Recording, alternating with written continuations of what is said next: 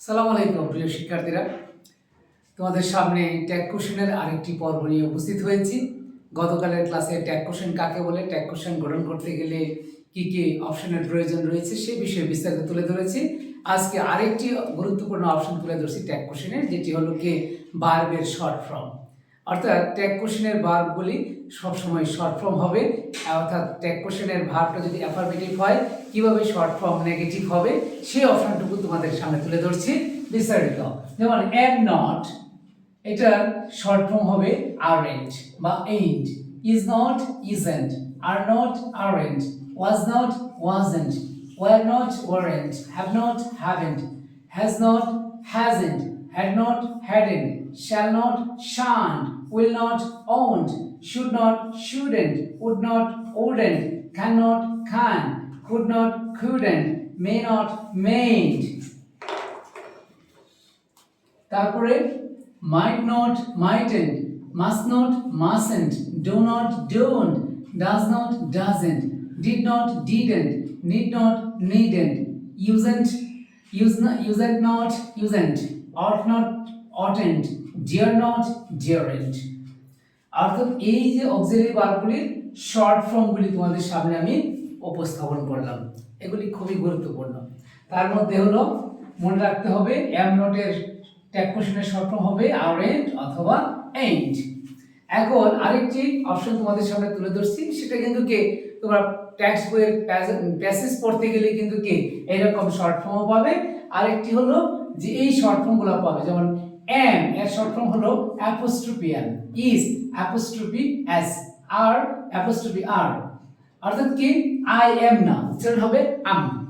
তারপরে he is his, আর they are we are you are, have I have you have, has apostrophe s has, had it, shall হলো কি ইল, উইলের ক্ষেত্রেও ইল, উডের ক্ষেত্রে হবে উড। একমাত্র ব্যতিক্রম হলো কি ডু এর ক্ষেত্রে আর শর্ট ফর্মের ক্ষেত্রে কি হবে, ডি এর পরে অ্যাপোস্ট্রোফি হবে।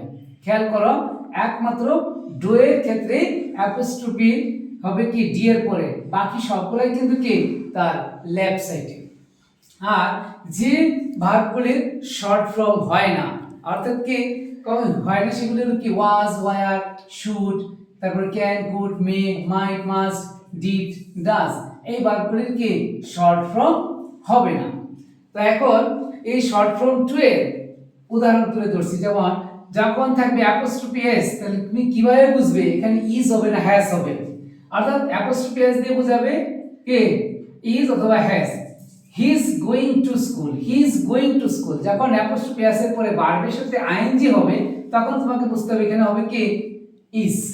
আর যখন থাকবে এরকম she is gone to market, she is gone to market, she is gone to market, তখন বুঝতে হবে এখানে হয়েছে কি has। তারপরে কি অ্যাপোস্ট্রোফি ডি থাকলে would অথবা had, he would do it, অর্থাৎ এই যে অ্যাপোস্ট্রোফি ডি এর পরে যদি ভার্বের প্রেজেন্ট ফর্ম হয় তাহলে এখানে মূল ভার্বটা হবে কি would।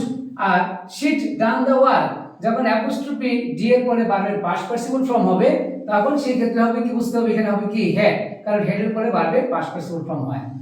R I double L, অর্থাৎ কি অ্যাপোস্ট্রোফি ডবল এল, এই ক্ষেত্রে কি shall, I go there, I will go দেয়ার।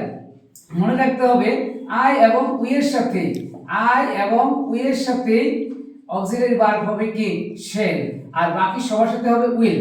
যেমন শিল গো দেয়ার, অর্থাৎ কি শির পরে কি হবে এখানে মূল ভার্বটা হবে কি উইল। অর্থাৎ ইংরেজরা যখন তারা সেন্টেন্সে ভার্বগুলি প্রয়োগ করে তখন তারা কিন্তু কি ম্যাক্সিমাম ক্ষেত্রে মডার্ন ইংলিশে তারা কিন্তু সবসময় শর্ট ফর্ম ইউজ করে, তারা লার্জ ফর্ম বা লং ফর্ম কিন্তু কি ইউজ করে না। তারা কখনোই এভাবে বলে না আই ডোন্ট ইট রাইস অথবা আই ডোন্ট প্লে ফুটবল, তারা উচ্চারণ করে I don't eat rice, I don't play football.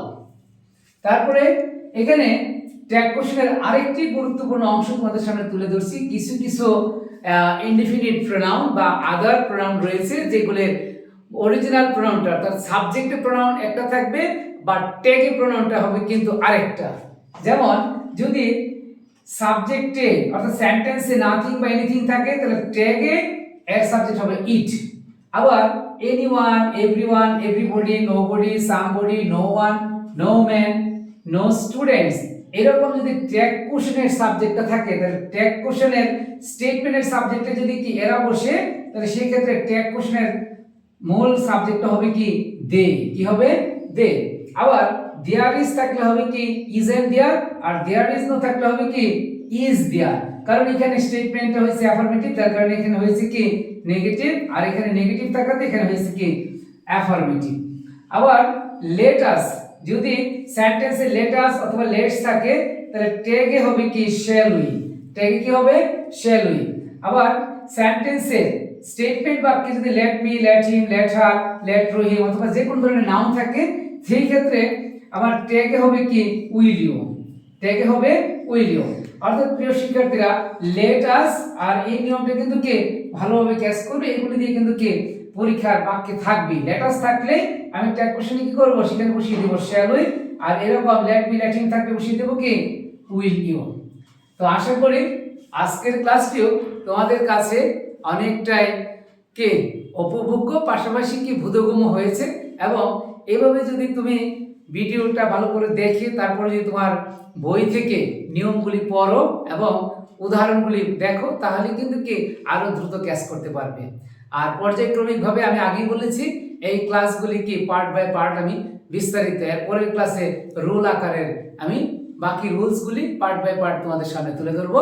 তো আজকের ক্লাসে পর্যন্ত ধন্যবাদ সবাইকে। আশা করি ক্লাসগুলি মনোযোগ দিয়ে পড়বে। আর 2026 সালের ফেব্রুয়ারি মাস চলমান, তোমরা কিছুদিনের মধ্যে যার যার স্কুলের থেকে কি স্কুলের সিলেবাস পেয়ে যাবে। ভালোভাবে নিজের সিলেবাস দেখে কি এই জুনের আগে অর্থাৎ 28 জুন তোমার অর্ধবার্ষিক পরীক্ষা, তার আগে নিজেকে গুছিয়ে নাও, ভালোভাবে নিজেকে সময় দাও এবং পাশাপাশি কে নিজের একটা ভালো কনফিডেন্স তৈরি করো। আর at the end of the class I would like to invite you, please speak using English language, speak something every day to speak in English language. Every day, sometimes you should allocate time to speak English language. Without having English speaking fluency, coming future, you have to face lots of problems. Thank you very much. Allah Hafiz.